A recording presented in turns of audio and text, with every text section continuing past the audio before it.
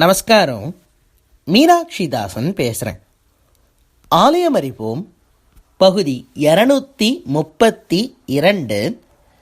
திருமலை திருப்பதி திருவேங்கடமுடையான் திருக்கோவிலை பற்றி சொல்லிட்டு வரேன். வையம் தகழியா வார்கடலே நெய்யாக வெய்ய கதிரோன் விளக்காக செய்ய சுடராழி யானடிக்கே சூட்டினேன் சொன்மாலை இடராழி நீங்குகவே என்று. அன்பே தகழியா ஆர்வமே நெய்யாக இன்புருகு சிந்தை இடுதிரியா நண்புருகி ஞானச்சுடர் விளக்கேற்றினேன் நாரணர்க்கு ஞானத் தமிழ் புரிந்தனான். நாம் திருமலை திருப்பதி திருவேங்கடமுடையானுடைய ஆச்சரியமான வைபவங்களை அனுபவிச்சுட்டு வரோம். பெருமாள் திவ்யமங்கள திருமேனியா சாக்ஷாத் ஸ்ரீயப்பதியான பகவான், அவாப்த சமஸ்த காமன், சமஸ்த வஸ்து விலக்ஷணன். அப்படிப்பட்ட திருவேங்கடமுடையான் திருமலைக்கு மேலே ஜொலிச்சுன்னு நின்றுருக்கார். பார்க்கறதுக்கே கோடான கோடி கண்கள் வேண்டும். அந்த பெருமாளுடைய திருமேனி அழகத்தான் நாம் ரசித்து கொண்டு வருகிறோம். ஆச்சரியமான திருமுடியிலேந்து அனுபவிக்கிறோம். அங்கே பெருமாளுக்கு கிரீடம் சாத்திருக்கான்னு பார்த்தோம். அதுக்கு கீழே அவருடைய அழகான திருமுக மண்டலம், பெரிய திருமண நெஞ்சின்றிருக்கார். அந்த திருமணுக்கு பின்னால் உள்ள புண்டரீகமான தாமரை போன்ற கண்கள், அந்த திருக்கண்களை பற்றியும் அனுபவித்த நாம் அவர் திருமுக மண்டலத்தையும் முழுசாக அனுபவிச்சுட்டு அப்படியே கீழே இறங்கி வந்து பெருமாளுடைய வக்ஷஸ்தலம் அப்படின்னு சொல்லப்படும் திருமார்பை அனுபவித்தோம். அங்கதான் மகாலட்சுமி நித்தியவாசம் பண்ணுறா. நித்தியவேஷா ஜெகன்மாதா விஷ்ணோஸ்ரீ அனபாயினி அப்படின்னு சொல்கிற மாதிரி மகாலட்சுமி ரொம்ப தேஜோமயமாக ஜொலிக்கிற இடம் திருமார்பு. அதாவது பெருமாள் கம்ப்ளீட்டாகவே ஜொலிச்சுண்டு தான் இருக்கார். பார்க்கறதுக்கு கண்ணு கூசுறம் அந்த அளவுக்கு பெருமாளுடைய திருமேனிலேருந்து ஒளி பிழம்பாக வருது. அவருடைய கிரீட்டம் ஃபுல்லாக வைர கிரீடம், அதனால் ஒவ்வொரு கல்லும் மின்றது. அதில் எக்ஸ்ட்ரா என்னென்னா, சாதாரண வைரம் நம்ம போட்டுனாலும் மின்னும். அந்த மாதிரி வைரம்தான் திருவேங்கடமுடையானுக்கு வச்சிருக்கா அந்த கிரீடத்தில். அதில் என்ன விசேஷம்னா, அந்த கல்லுக்கு மட்டும் தனி மின்னல் வருமாம். அந்த ஸ்பார்க்குன்னு சொல்லுவா தெரியுமா, அது தனியாக தனித்துவமாக இருக்காம். அது ஏன் அப்படின்னு கேட்டால், பெருமாளுடைய திருமுடியில் நான் உட்காந்துருக்கேன் அப்படிங்கிற அந்த கர்வம், அந்த ஆணவம் அதுக்கு வந்துடுமா. அது நல்ல விதமான ஆணவம். அதாவது பெருமாளுக்கு நான் ஒரு ஆபரணமாக அணிஞ்சின்றிருக்கார் அப்படின்னு சொல்லி அந்த கல் ஒவ்வொன்றும் பெருமிதம் அடைந்து அந்த பெருமிதத்தினால இரட்டிப்பு ஒளி கொடுக்குமாம். அந்த கல் ஒவ்வொன்றும் கிரீடத்தில் இருக்கிற வைரக்கல். அதனால் கேட்கவே வேண்டாம், அந்த வைரக்கிரீடம் கண்ணை பறிக்கிற அளவுக்கு மின்னும். அவருடைய திருமுக மண்டலம் அது சகஸ்ர கோட்டி சூரியன்களை போன்று ஆச்சரியமான திருமுக மண்டலம். 1000 கோடி சூரியர்களை ஒன்றாக எரித்தால் எவ்வளவு ஒளிப்பிடம்பு வருமோ அதை காட்டிலும் பகவானுடைய திருமுக மண்டலம் ஜாஸ்தியாகவே ஒளி தரும். அப்புறம் மார்பில் மகாலட்சுமி கேட்கவே வேண்டாம். வீட்டில் விளக்கேத்தினாலே மகாலட்சுமி அப்படின்னு சொல்கிறோன்னா, அந்த மகாலட்சுமியே எத்தனை கோட்டி விளக்குடைய பிரகாசத்தோடு இருப்பா பார்த்துக்கோங்க. அந்த அளவுக்கு திருமார்பில் 2 தாயார்களை வேற வச்சுட்டுருக்கார். 1க்கு 2 வேற வச்சுட்டுருக்கார் திருவேங்கடமுடையான். இப்போ நம்ம மேலேந்து இது மார்பு வரைக்கும் பார்த்த வரைக்குமே இத்தனை ஒளி பிழம்புகள் இருக்கு. என்ன சுவாமி, இன்னைக்கு ஆரம்பத்திலேருந்தே மின்னல், ஒளி, விளக்கு, பிரகாசம், ஜொலிப்பு இப்படி பேசின்னு இருக்கேள் அப்படின்னா, ஆமாம், இன்னைக்கு ஒரு ஆச்சரியமான திருநாள் திருமலையில். இன்றைக்கு விளக்கோட சம்பந்தப்பட்ட திருநாள் தான். திருமலையில் இன்று கார்த்திகை தீபோற்சவம். உடனே கேலண்டர் எடுத்து பார்த்துறாதீங்கோ, அச்சுஷோ நம்மளுக்கு இன்றைக்கி கார்த்திகை தீபமானு. நமக்கு இன்னும் கார்த்திகை மாதமே பிறக்கலை. திருமலையில் கார்த்திகை தீபோற்சவம் தான் இன்றைக்கி கொண்டாடுறான். இது ஏன் சுவாமி ஒரே குழப்பமாக இருக்கே எங்களுக்கு அப்படின்னா, போன எபிசோட்லேயும் இந்த மாதிரி தான் சொல்லியிருந்தேன். அதாவது கைசிக ஏகாதேசின்னு அப்படின்னு சொல்லி திருமலையில் இன்னைக்கு கைசிக ஏகாதேசி அப்படின்னு சொல்லி அந்த விசேஷம்லாம் சொல்லியிருந்தேளே. ஆனால் நாங்கள் பஞ்சாங்கத்தை எடுத்து பார்த்தா அடுத்த மாதம் தானே கைசிக ஏகாதேசின்னு போட்டிருக்கான்.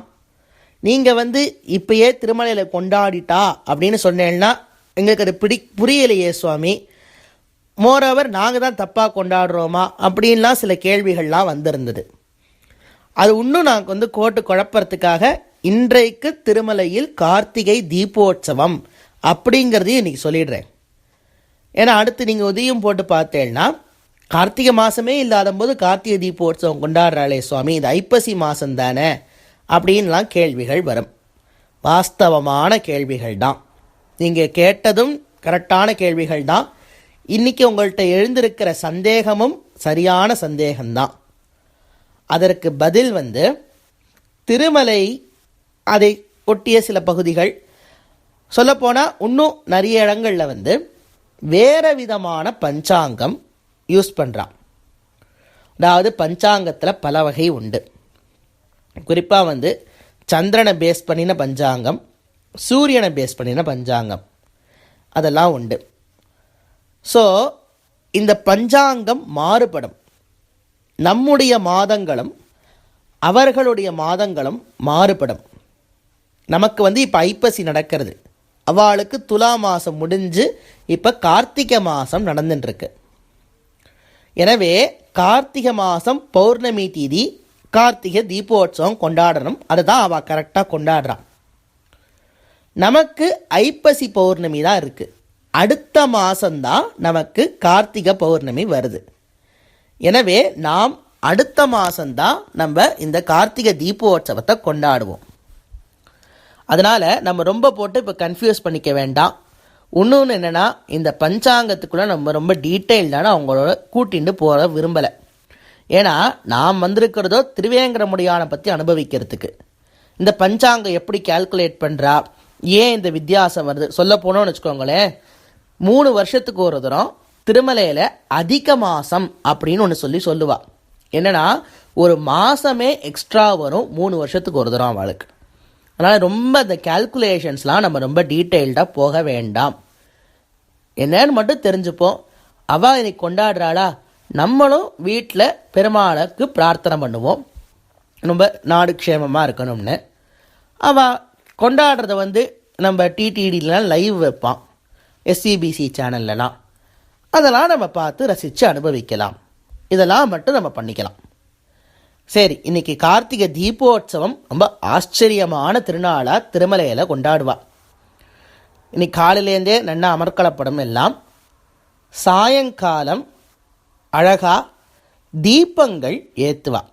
அதாவது நான் இப்போ சொன்னேனே, இந்த முதல்ல 2 பாட்டு அன்பே தகலியான்லாம், அதெல்லாம் ஆழ்வார் பாடியிருக்கார். ஆழ்வார் என்ன சொல்கிறார், 2 ஆழ்வார்கள் பாடின பாட்டு அது. முதல் ஆழ்வார் என்ன சொல்கிறார் அப்படின்னா, நான் வானத்தையே நெய்யாக்கி பூமியவே அகலாக்கி நான் ஞானச்சுடர் ஏற்றேங்கிறார். 2வது ஆழ்வார் அன்பே தகலியாக்கி ஆர்வமே நெய்யாக ஆக்கி, அதாவது அன்புங்கிறதையே ஆர்ச்சட்டியாக்கி, ஆர்வம் அப்படிங்கிறதையே நெய்யாக்கி தீபம் ஏற்றுறேங்கிறார் பெருமாளுக்கு. ஸோ ஆழ்வார்களே பெருமாளுக்கு தீபம் ஏற்றுறதுல அவ்வளோ விசேஷமாக முக்கியத்துவமாக கொண்டாடியிருக்கா. நாமும் அவசியமாக கண்டிப்பாக வீட்டில் தீபம் ஏற்றணும். அதில் உச்சகட்டமாக இந்த கார்த்திகை மாதம் பௌர்ணமி அன்னைக்கு கார்த்திகை தீபோற்சவம் அப்படின்னு சொல்லி கொண்டாடணும். இன்றைக்கு சரசரமாக அகல் சட்டிகளில், மண்ணால் செய்த அகல் சட்டிகளில் தீபம் ஏற்றணும். அதுவும் திருமலையில் நீங்கள் கேட்கவே வேண்டாம், எல்லாமே நெய் தீபந்தான். நெய்யில் தீபம் ஏற்றினா அவ்வளோ விசேஷம். இன்றைக்கு என்ன பண்ணுவா அப்படின்னா, இன்றைக்கு சாயங்காலம் ஜீயர், அதாவது ஆச்சாரிய புருஷர்கள், அப்புறம் அதிகாரிகள் அத்தனை பேரும் ஏழுவா. அவள்லாம் பரிமளம் அறை அப்படின்னு ஒன்று இருக்குது. அதை பற்றி நான் உங்களுக்கு நான் ஒன்றும் சொல்லலை. அது சுவாமியினுடைய விமான பிரதட்சணத்தில் நரசிம்ம சுவாமி பக்கத்தில் பரிமள அறை அப்படின்னு ஒன்று இருக்குது. அந்த இடத்துல பெரிய பெரிய மண் பானைகளில் பாதி பாதியாக இருக்கும். அதாவது மண் சட்டிங்கிறத அவளுடைய வழக்கம் எப்படின்னா, ஒரு புதுசாக பானை பண்ணி அந்த பானையை பாதியாக உடச்சிடுவா. அந்த பானையினுடைய அடிபாகத்தை கீழே வச்சுப்பா, அதாவது மேல் பாகத்தை கீழே வச்சுப்பா. அடிபாகத்தில் ஃபுல்லாக நெய்யை விட்டு திரிய போட்டு விளக்கேற்றுவா. இதுதான் திருமலையில் அவள் ஃபாலோ பண்ணுற அந்த ப்ராக்டிஸ். இப்படி தான் அவள் விளக்கேற்றுவா. அதில் ஃபுல்லாக நூற்றுக்கணக்கான மண்பானைகள், சொல்லப்போனால் 100ன்னு வச்சுக்கோங்களேன், 100 மண்பானைகளில் நெய்யை விட்டு அதில் தீபம் ஏற்றுவா. ரொம்ப ஆச்சரியமாக இருக்கும். அந்த பரிமள அறையிலேருந்து தான் ஆரம்பித்து அங்கே தான் ஃபஸ்ட்டு தீபம் ஏற்றுவா. அது முடிச்சுட்டு பெருமாளுடைய சன்னதி வாசலில் இருக்கிற குலசேகரன் படி, அப்புறம் ராமர் மேடை, அதுக்கப்புறம் சபட மண்டபம், சயன மண்டபம்லாம் ஏற்றி, அப்புறம் இந்த கண்டா மண்டபத்துக்கு ஏற்றி கருடாழ்வார் சன்னதி, விஸ்வக்ஷேனர் சன்னதி, அதே போல் வகுளமாதா சன்னதி, அந்த மாதிரி எல்லா சன்னதிகள், வரதராஜ பெருமாள் சன்னதி எல்லாத்துலேயும் ஏற்றிட்டு வெளியில் கொடிமரத்துக்கிட்டையும் தீபம் ஏற்றிட்டு, அதையும் தாண்டி கோவிலுக்கு வெளியில் போய் அகண்ட தீபம் பக்கத்தில் தீபம் ஏற்றி, பேடி ஆஞ்சநேய சுவாமி தீபம் ஏற்றி, இந்த மாதிரி கோவிலே 100கணக்கான தீபங்கள் ஏற்றி வச்சு ரொம்ப ஆச்சரியமான விழாவாக கொண்டாடுறது தான் இந்த கார்த்திகை தீபோற்சவம் திருமலையில். சும்மாவே திருமலை பார்க்கறதுக்கு ஜொலிக்கும். ஜே ஜே ஜே ஜேன்னு கூட்டம் எப்பொழுதுமே. மின்விளக்கு அலங்காரங்கள் கேட்கவே வேண்டாம். சாதாரண நாட்களில் பார்த்தாலே தேஜோமயமாக இருக்கிற கோவில் தான் அது. இப்போ இந்த கார்த்திகை தீபோற்சவத்தன்னைக்கு பார்த்தேன்னு வச்சுக்கோங்களேன், அதி ஆச்சரியமாக இருக்கும். இது ஒரு அவசியம் பார்க்க வேண்டிய ஒரு விஷயம். என்னென்னா, அவ்வளோ அழகு மின்னும். ஒவ்வொரு தீபமும் நான் தான் பெருசு அப்படின்னு சொல்லி அந்த கர்வம், அந்த ஆணவத்தோடு மின்னும். எதுக்கு அப்படின்னா, நான் தான் பெருமாளுக்கு கைங்கரியம் பண்ணுறேன் அப்படின்னு மின்னும். அதாவது அந்த கர்வமானவன் கொஞ்சம் கரெக்டாக புரிஞ்சுக்கணும். எப்படின்னா, பெருமாள் எனக்கு கைங்கரியம் கொடுத்துருக்கார் அப்படிங்கிற சந்தோஷத்தில் மின்னணுமே தவிர நான் அப்படிங்கிற அந்த எண்ணத்தில் மின்னப்படாது. ஸோ அதனால் இந்த ஒவ்வொரு விளக்கும் நமக்கு என்ன சொல்ல வருது அப்படின்னா, பாருங்கோ, நாங்கள்லாம் பெருமாள் கைங்கரியத்தை வாங்கிட்டோம், நீங்களும் அந்த மாதிரி பெருமாள் கைங்கரியத்தை வாங்கிக்கோங்கன்னு சொல்லி அதை காமிக்கிறதுக்காக 100கணக்கான விளக்குகள் கோவில் முழுக்க ரொம்ப அற்புதமாக ஆச்சரியமாக ஏற்றி வச்சிருப்பா. சேவிக்கிறதுக்கே அதி ஆச்சரியமாக இருக்கும். அதுவும் அந்த கொடிமரத்துக்கு பக்கத்தில், துவஜஸ்தம்பத்துக்கு பக்கத்தில் 2 கட்டை போட்டு அந்த கட்டை ஃபுல்லாக சரப்பளி சரப்பளி சரப்பளியாக விளக்கேற்றிருப்பா. பார்க்கறதுக்கே ரொம்ப அழகாக இருக்கும். அந்த திருவேங்கடமுடையான் அந்த விளக்கு வெளிச்சத்தில் அவ்வளோ அதி ஆச்சரியமாக ஜொலிப்பர். சாதாரணமாகவே திருவேங்கடமுடையான் நான் முன்னாடி சொன்ன மாதிரி இது ஜொலிக்கிறவர் தான். இதில் விளக்கு வெளிச்சத்தில் பெருமாளுக்கும் விளக்குக்கும் போட்டி வந்துடும். விளக்கில் பெருமாள் தெரிகிறாரா இல்லை பெருமாளுடைய ஒளியில் விளக்கு தெரிகிறதா அப்படின்னு நமக்கே கன்ஃபியூஸ் ஆகிற அளவுக்கு ரொம்ப அழகான தீபோற்சவம் இன்றைக்கு திருமலையில். சுவாமி புஷ்கரணி கரையிலையும் தீபம் ஏற்றிருப்பா, வராக சுவாமி கோவில்லையும் தீபம் உண்டு. இந்த மாதிரி திருமலை முழுக்கவே, திருமலை என்ன கீழ் திருப்பதி, திருச்சானூர் எல்லா இடத்துலையும் அழகான தீபோற்சவம் கொண்டாட இன்றைக்கு அத்தனை பேர் வாழ்க்கையிலையும் எப்பொழுதுமே அந்த தீப மங்கள ஜோதி நிறைந்து நிற்கட்டும். எல்லாருக்கும் எல்லா சௌபாகியங்களும் கிடைக்கட்டும். சகலவிதமான ஆசைகளும் நிறைவேறட்டும். பெருமாள் மேலே கைங்கரியம் அதிகமாக கிடைக்கணும்னு எல்லாருக்கும் பிரார்த்தனை பண்ணிட்டு இன்றைக்கு முடிச்சுப்போம். நாளை சந்திப்போம்.